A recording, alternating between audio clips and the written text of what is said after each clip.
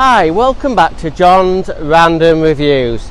We're here today at Preston bus station, a very iconic building. It was built in the 60s and at one point it was the largest bus station in Europe. It's actually a spectacular concrete building. Now, who designed it? Well, I'll tell you, it was designed by actually Sir Christopher Wren's great grandson, Ernie Wren. He designed it. And why does it look like this? Almost looks like a plane, kind of. Well, Ernie was in World War I. He was a fighter pilot, so he used to fly triplanes.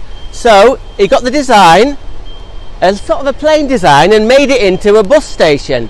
Now, some critics said that it would take off.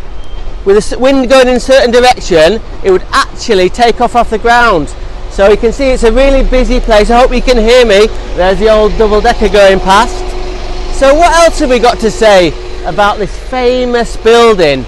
Well, when it was designed, not a lot of people know this, but when it was designed for future-proofing. What that means is it was designed as a bus station, but also in the future it was designed to be a spaceport. That's right, if you can believe it, a spaceport. Now, in the 60s, people looked forward to now in the 2020 and thought flying cars and spaceships will be taken off from here, so it can be quickly converted to a spaceport. Isn't that amazing? Now, how did they get the money for such an amazing building? Well, I'll tell you. Butch Cassidy, from Butch Cassidy and the Sundance Kids, mum and dad lived in Preston, and some people think that the ill-begotten gains of Butch Cassidy went into the money pot that built Preston bus station. Right then, let's go back to 1969.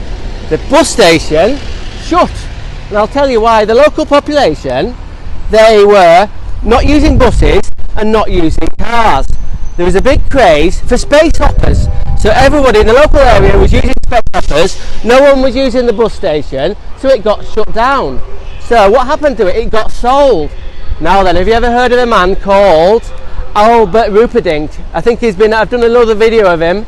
So he bought the bus station in 1969, and amazingly, he turned it into the world's first multi-tier trout farm.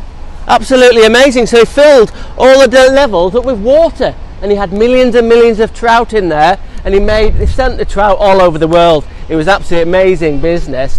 And actually, they had too many trouts. So what did they do? They actually imported 2 brown bears from Alaska, and they had them up there. They could eat as many trout as they wanted.